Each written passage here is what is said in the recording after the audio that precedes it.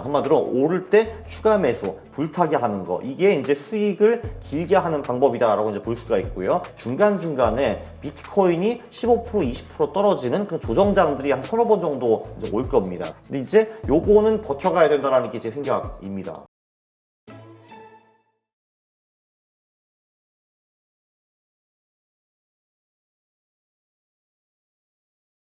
네, 오늘 모신 분은 평생 저축밖에 몰랐던 66세 임여사, 주식으로 돈 벌다 책 저자시죠? 강환국 작가 모셨습니다. 안녕하세요.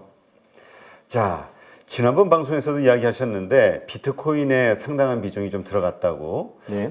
그렇게 이야기하셨는데 요새 많이 올랐어요. 일단 축하드립니다. 감사합니다. 네.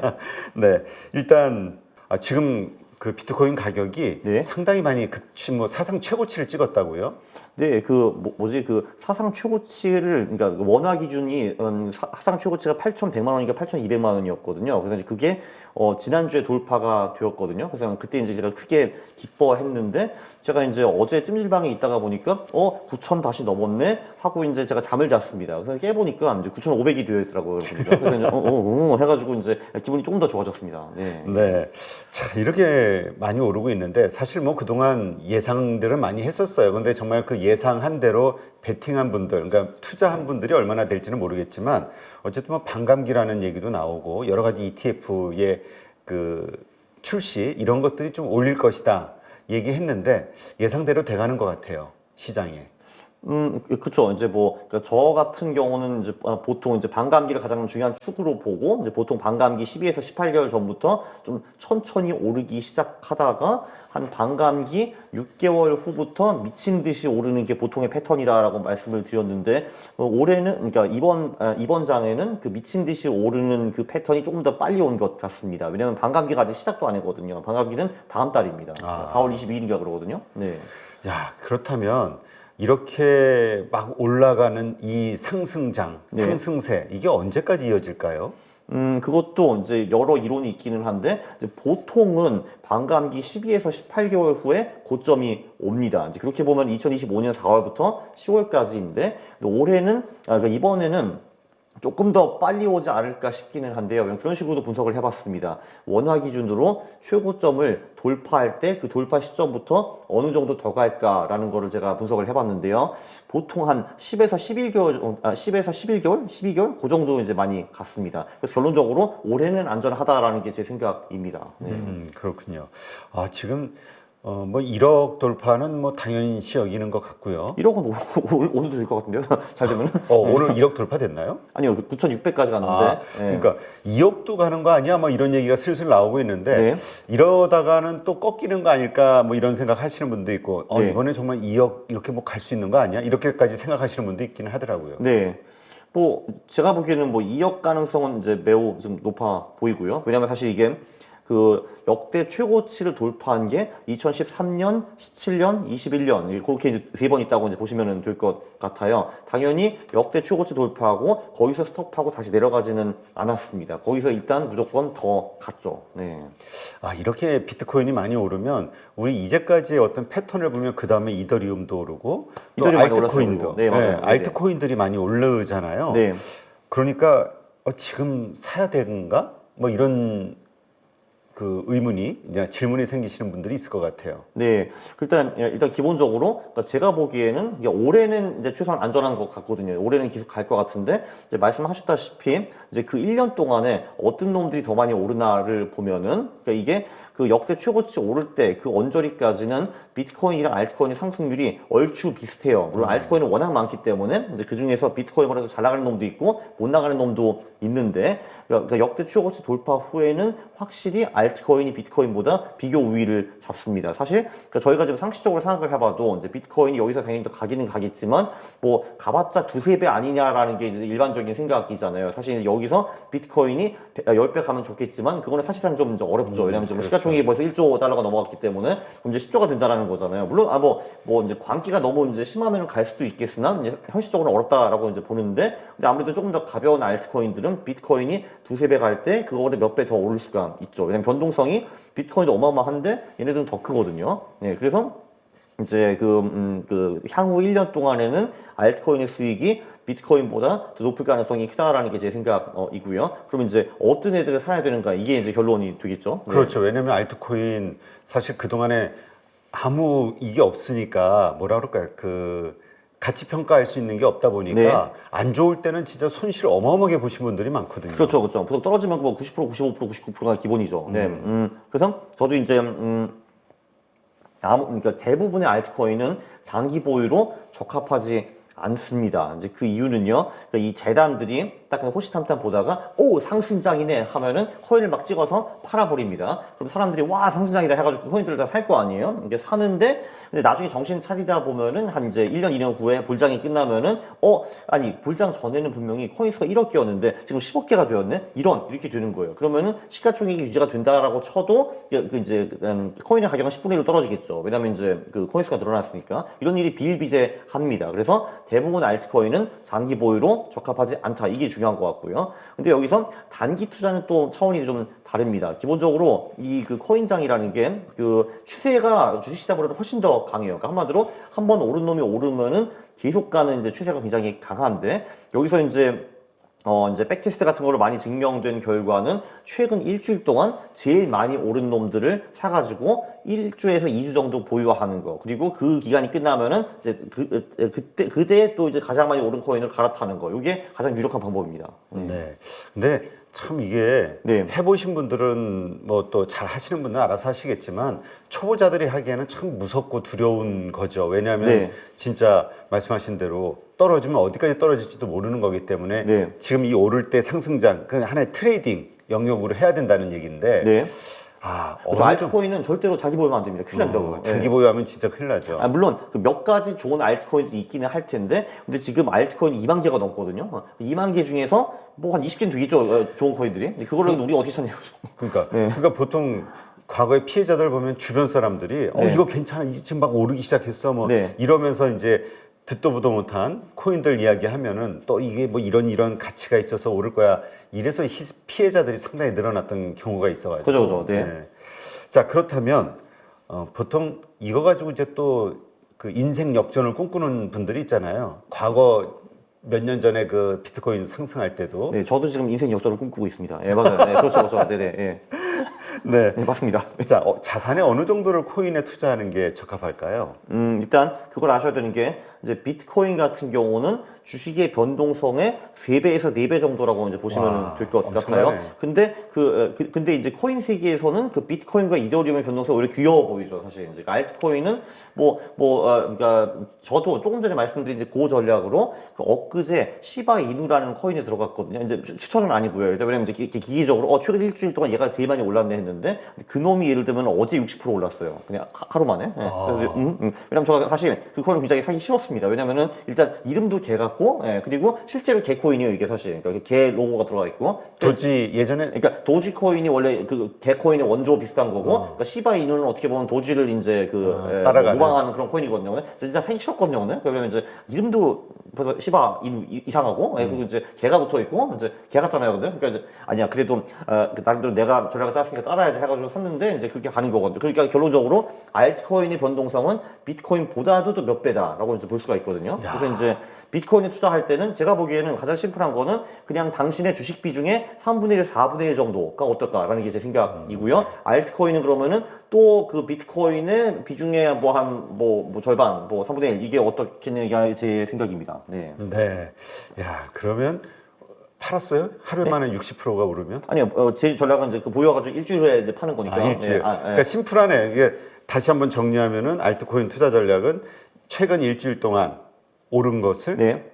일주일 더 보유한다. 네, 그렇죠. 근데 물론 여기서 뭐 이런 걸 고민할 수 있습니다. 그러니까 그 일주일이 맞는 것이냐, 일반 2주일도 가능한가, 뭐 그런 것도 저는 가능하다고 보고요. 또는 이제 어쨌든 최근 일주일 동안 제일 많이 오른 놈, 근데 그리고 이제 그런 것도 고민할 수 있죠. 그럼 일주일이 아니라 그냥 최근 24시간 동안에 가장 많이 오른 놈을 사가지고 24시간 보유하는 거 어떤가, 이런 것도 고민해 볼 수가 있는데, 그거는 이제 이거 끝나고 달려가서 집에서 연구를 좀 해야 됩니다. 네, 네. 그렇죠. 자, 그러면 주의할 점도 있겠죠? 주요점 엄청 많죠. 정말 네네. 우리가 60% 하루에 오르지만 또 반대로 60%가 빠질 수도 있는 거니까. 그렇죠. 지금 이 시바 이누라는 친구가 이제 어제는 60% 올랐는데 일주일에 제가 팔면은 근데 결국은 30% 떨어졌잖아. 이렇게 가능성도 꽤 있거든요, 지금. 예. 그런데 일단 제가 보기엔 제일 중요한 거는 이제 일단 현물을 하면은 내 자산이 0이 될 수는 없거든요. 그러나 여기서 이제 불장이 왔다고 확신하고 이제 강원국 말 듣고 1년 더 간다라고 확신을 해가지고 선물을 또 크게 땡기시는 분들이 있습니다. 이제 해외 거래소에서는 20배, 50배, 100배 선물도 가능하거든요. 자, 근데 그러면은 이제 여기 오시는 분들 선물을 많이 하시는지 이제 모르겠는데, 예를 들면 20배 선물 같은 경우는요, 내가 이제 코인을 사가지고 한 6% 떨어졌다가 그 후에 3배 갔다라고 하면은 내 자산이 얼마가 되는가? 0이 됩니다. 네. 왜냐하면은 그 6% 떨어질 때 그때 이제 내 손실이 곱하기 20이 되기 때문에 이제 120% 손실이 나기 때문에 내가 청산당하거든요. 그러면은 청산당한 후에는 그 코인이 3배, 5배, 10배 오르든 나는 꽝입니다. 네. 그래서 이제 선물을 좀 이제 하게 되면은 내 자산이 빵이 될 수 있다는 거. 이게 제가 보기엔 제일 중요한 것 그러니까는 같고요. 네. 진짜 그 안정적인 투자를 생각하는 분들은 아예 보지도 말아야겠네요. 그렇죠. 예, 제가 보기에는 그냥 그 리스키한 투자하는 사람한테도 선물은 상당히 위험합니다. 예, 특히 선물도 이제 해요? 예? 선물도 해요? 그러니까 우리 강 작가도? 제가 선물 전략이 하나 있기는 한데 이제 거기서는 근데 그 한 코인에 들어가는 비중이 굉장히 작습니다. 보통 이제 그때는 한 코인에 제 이제 그 선물 전략 자산의 400분의 1 들어가면 뭐 이러거든요. 근데 그래서 이제 그렇게 하면 파산할 수가 이제 없는 거죠. 근데 대부분 사람들은 뭐 이런 거죠. 이제 내가 1억이 있는데 막 이제 야 그러면은 내가 20배 선물에 1억을 통으로 집어넣어 버리면은 그럼 내가 20억짜리 비트코인을 가진 거랑 똑같은 거거든요. 근데 문제는 그러면 예를 들면 비트코인이 10% 올랐다라고 하면은 그 자리에서 2억을 버는 거예요. 내 돈 1억 내고 2억을 버는 거거든요. 그거 제가 보기에 한 번 겪은 사람은 거기서 헤어나오기가 굉장히 어려울 겁니다. 네. 근데 이제 문제는 뭐냐면은 그런 식으로 1억을 그래서 3억이 됐어, 3억이 됐어. 그럼 이제 10억을 만들고 싶잖아요. 그럼 3억을 또 전부 다 20배 선물에 몰빵을 하는 거예요. 근데 코인이 조정받아서 한 60, 70% 떨어졌다가 다시 이렇게 올라가요. 그러면 내 돈 꽝이 되는 거예요. 예. 이런 게 이제 위험한 거죠. 그런데 한 번 들어가면은 헤어져 나오기 정말 힘들 것 같습니다. 그렇죠. 네. 우리도 급등주 쫓아다니던 사람들 같은 경우 다 손실을 깡통 차고 그런데도 그 급등주를 못 잊잖아요. 왜냐하면 한 번에 만회할 수 있다, 한 번에 큰 돈을 벌 수 있다 이 욕심 때문에. 그렇죠. 1억이 3억 됐다가 빵이 되면은 이제 그 3억이 계속 아른거리고 이제 그게 내 돈이라고 생각하잖아요. 그러니까 이제 그걸 계속 하게 돼가지고 파멸로 갈 가능성이 높은 거고. 근데 또 이제 투자라는 게 손실은 짧게 수익은 길게거든요. 근데 조금 전에는 이제 수익을 너무 길게 먹고 싶어가지고 손실을 짧게라는 그 격언을 무시한 사례를 봤습니다. 자, 근데 여기서 두 번째 안타까운 사례는 또 이제 뭐냐 하면은 요즘 페이스북에 그런 인증샷들이 많이 올라와요. 내가 뭐 2016년에 이더리움 샀는데 3,500 올랐다 뭐 이런 거 이제 많이 올라오거든요. 그럼 이제 제가 얼마를 투자하는 슬쩍 보거든요. 근데 투자한 금액이 근데 무슨 뭐 50만 원이야. 근데 그럼 이제 오케이 3,500 오른 거는 이제 좋은데 그럼 너 1,000만 원 번 거잖아. 근데 이제 그러면은 1,000만 원 번 거 이제 당연히 기특한 거 좋기는 한데 그거로 네 인생이 바뀌지는 않잖아라고 생각하는데 여기서 이제 중요한 거는 오케이 내가 이제 오르기 시작하면은 이익이 쌓이기 때문에 그만큼 더 투자해도 됩니다. 한마디로 오를 때 추가 매수, 불타기 하는 거 이게 이제 수익을 길게 하는 방법이다라고 이제 볼 수가 있고요. 그래서 또 이제 당부드리고 싶은 거는 이제 보통 이런 패턴에는 이 상승장에 1년 정도는 이제 더 가거든요. 가는데 중간중간에 비트코인이 15%, 20% 떨어지는 그런 조정장들이 한 서너 번 정도 이제 올 겁니다. 그리고 그 서너 번 떨어질 때 알트코인은 더 떨어질 거거든요. 근데 이제 요거는 버텨가야 된다라는 게 제 생각입니다. 네. 지금 이제 미친 듯이 오르는데 분명히 한 15%, 20% 떨어지는 이제 자전적이 올 거거든요. 뭐 지금 1억에서 이제 8천원 떨어진다든지 뭐 이런 식으로 그때 이제 사람들이 많이 도망가는데 15에서 20% 정도의 조정장은 주식시장으로 보면 4, 5% 정도 떨어진 거랑 비슷하거든요. 이때는 도망가지 말고 버티는 게 중요한데 그럼 이제 언제 도망가야 되는가? 비트코인이 최고점 대비 한 25% 정도 빠지면은 이제 그거는 더 이상 조정장이 아니고 하락장의 시작이라고 보시는 것이 현명할 것 같습니다. 네. 네.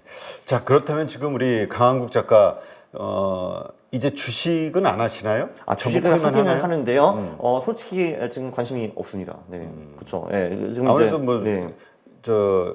우리 불타기라는 건 결국 추세를 따라간다는 얘기니까. 그렇죠. 주식에 추세가 없잖아요, 지금. 예. 그러니까 물론 나스닥이 추세가 있긴 한데 이제 코인 그 추세와 비교하면 너무 이제 귀여운 정도의 추세이기 때문에 그 정도는 이제 보이지 않습니다. 네. 자, 그렇다면 네. 이 주식시장, 이 증시와 관련해서는 어떤 뷰를 갖고 있어요? 증시 뷰. 그래서 이제 저도 이제 그 수요일 날 제 수강생들한테 뭐 한 말을 해줘야 되거든요. 전반적으로 주식시장이 한국도 그렇고 미국도 그렇고 3월 중순부터 4월 말까지 상당히 강합니다. 네, 그래서 이제 아직까지 코인에 안 오신 분들은 이제 그걸 유념하시면 좋을 것 같고요. 그러니까 저도 이제 지금 주식 투자를 한 20년 정도 하고 있는데 요 기간, 그러니까 3월 중순부터 4월 말까지 제가 실망했던 사례는 거의 없습니다. 정말. 정말 예외적인. 근데 사실 기억이 한 번도 안 나요. 그때 이제 제가 크게 실망했던 사례가 심지어 2020년 그 코로나장도 제가 알기로는 3월 14일이 이제 저점으로 제가 알고 있어요. 그래서 그렇고 네, 그래서 사실 이제 제가 이제 정석적으로 답변을 하려면은 이제 3월 중순부터 4월 말까지는 주식 비중을 일시적으로 늘리시라라는 게 맞는 말이고요. 근데 이제 저는 거짓말을 못 하기 때문에 저는 이제 그 돈으로 그때 코인을 좀 더 들어갈 것 같긴 한데, 어쨌든 여기서 이제 중요한 거는 만약에, 나는 절대로 코인 못 하겠어 하시는 분들은 3월 중순부터 4월 말까지 일시적으로 주식 비중을 높이는 거는 굉장히 좋은 방법인데, 여기서 이제 중요한 거는 그 다음 5월, 10월은 보통 굉장히 안 좋거든요. 그래서 3월, 15일에 예를 들면 들어갔다 하면은 4월 말에는 무조건 그 돈을 빼야 된다라는 겁니다. 수익이 나든 손실이 나든 상관없이. 왜냐면 그런 분들이 되게 많아요. 그러니까 예를 들면 제가 이제 1억을 들어가서 3월 15일날 네. 가격이 오른데 해가지고 들어갔거든요. 근데 이제 보면은 한 4월 20일 언저리에 이게 9,600만 원이 되어 있어요. 그럼 이제 400만 원 손실 본 거잖아요. 그러면은 그 오기 때문에 그거를 팔지 않고 계속 들고 가시는 분들이 또 계시거든요. 네. 그러다가 작살나는 겁니다. 왜냐면은 3, 4월에도 못 보르면은 5월, 10월이 더 잔인할 가능성이 굉장히 높거든요. 그러면 이제 9,600만 원 못 팔고 나중에 이게 8,000, 7,000, 6,000, 5,000 가는 거를 목격하는 거예요. 네. 그게 가능합니다. 그래서 3월 중순에 들어가가지고 4월 말에 뺄 거면은 수익이 나든 손실이 나든 무조건 4월 말에 빼야 된다라는 거죠. 네. 네. 자, 그렇게 4월에 빼야 된다. 네. 안 좋다라고 생각하시는 근거. 근거는요? 다시 한 번만 이야기해 주시죠. 일단 그 5월, 10월이 주식하기 전반적으로 안 좋은 해거든요. 근데 올해는 또 심지어 짝수해와 총선해가 걸쳐 있습니다. 기본적으로 한국은 특히 코스피도 물론 그렇지만 짝수 5월, 10월이 유난히 수익이 안 좋거든요. 네, 그래서 그러니까 짝수 5월, 10월에는 저는 한국 주식을 제 원수한테도 권하지 않습니다. 네, 저는 제 원수가 아니기 때문에 저는 이제 당연히 그때는 좀 한국 주식은 빠질 겁니다, 일단. 네. 네. 예. 자, 그렇다면 시장이 이렇게 요즘 지지부진하단 말이에요. 네. 이렇게 확 뭔가 변화되는 어떤 징조, 시그널 같은 게 있을까요? 일단 조금 전에 짝수 5월, 10월이 얼마나 안 좋은지 제가 설명을 드렸는데, 또 반대로 홀수에는 코스피가 늘 수익이 났습니다. IMF 후부터. 저는 이제 24년 11월부터는 주식시장을 매우 긍정적으로 이제 보고 있기는 합니다. 특히 한국 쪽을. 네. 24년 10월부터. 네, 그렇죠. 그리고 이제 그거 말고도 이제 늘 계절성만 얘기하면 이제 이게 무식해 보이니까 이제 보면은 근데 다행히도 미국 같은 경우는 좀 올해는 좋다고 봅니다. 이제 올해는 재선이 있잖아요, 재선. 근데 재선이 있는데 지금 특히 바이든 같은 경우는 지금 상대방인 트럼프한테는 정말 지기 싫을 겁니다. 혹시 한번 그 트럼프의 인스타그램이나 트위터 한번 가보셨나요? 네. 가보시면은 이제 물론 이제 정치인이 다른 정당의 정치인을 비판하는 거는 뭐 당연히 늘 하는 거죠, 어느 나라나.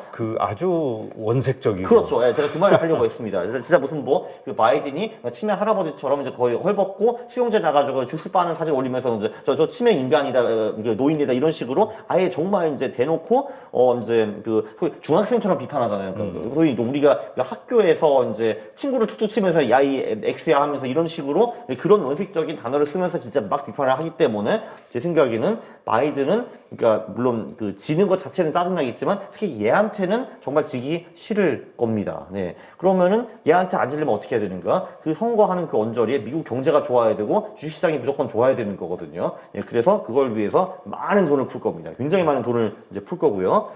이제 그게 이제 지금 금리 인하 한 해 만에 이거랑도 굉장히 당연히 연관이 되어 있고, 네. 그게 지금 5월이나 6월이나 뭐 이런 것 때문에 지금 얘기 나오고 있잖아요. 네네. 어쨌든 결론적으로는 그때부터 인하가 시작하는 거고 이제 그 선거할 때는 인하가 뭐 한두 번 정도 진행이 되어 있는 상태일 거고 그거 말고도 돈을 어마어마하게 많이 풀 겁니다. 뭐 리쇼링도 하고 있고 뭐 이런저런 정책들 많이 쓰고 있는데 그게 주식시장에 흘러 들어가겠죠. 그럼 이제 미국 시장에 제일 좋을 거고 전 세계 주식시장에도 이제 좋은 영향을 미칠 텐데 근데 한국 같은 경우는 이런 식으로 짝수에 미국장이 좋을 때도 빛을 못 본 사례가 여러 번 있었습니다. 네. 한국 같은 경우는 지금 총선 전에 이제 총선을 이기기 위해서 이제 수많은 정책들을 이제 내고 있는데 그게 총선 후에도 지탱이 될 것인가? 그건 그때 좀 살펴봐야 될 것 같습니다. 네. 네.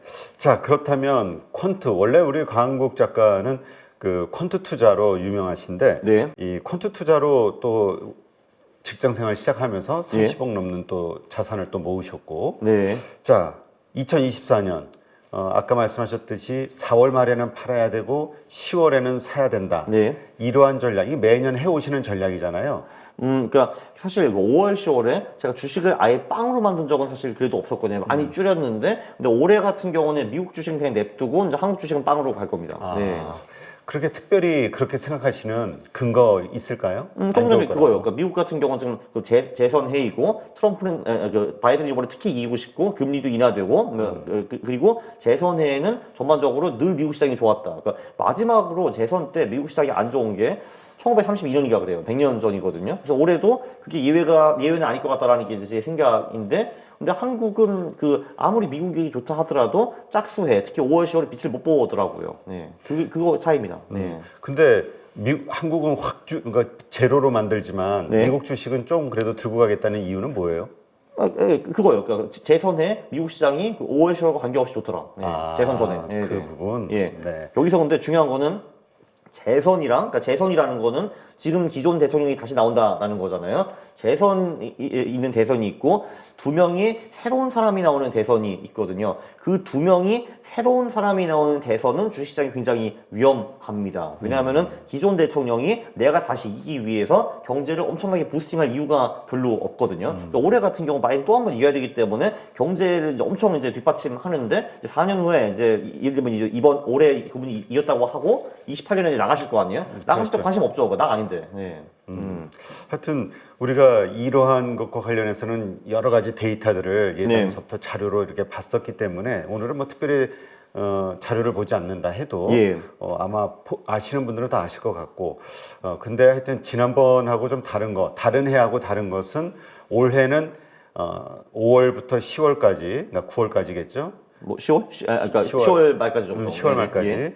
주식을 제로로 만들겠다. 국내 주식은. 네. 이 부분은 좀 새로운 어떤 뭐랄까요 패턴인 것 같다. 아니요, 제가 지난번에 왔을 때도 짝수 5월, 10월은 특히 안 좋기 때문에 주식 비중을 좀 많이 축소해야 된다고 했는데 지금은 그냥 아예 제로로 할 것 같습니다. 제로로. 그래요. 예. 하여튼 우리 강한국 작가 말씀대로 또 어떤 일들이 벌어질지 네, 한번 지켜보면서. 네, 그리고 저는 참고로 그러니까 숏쟁이나 이런 건 아닙니다. 저는 10월 말에 다시 화려하게 컴백할 겁니다. 네. 그래서 또 4월까지 보유 전략. 뭐 그렇죠. 네. 왜냐면 특히 이제 홀수에는 늘 좋으니까요.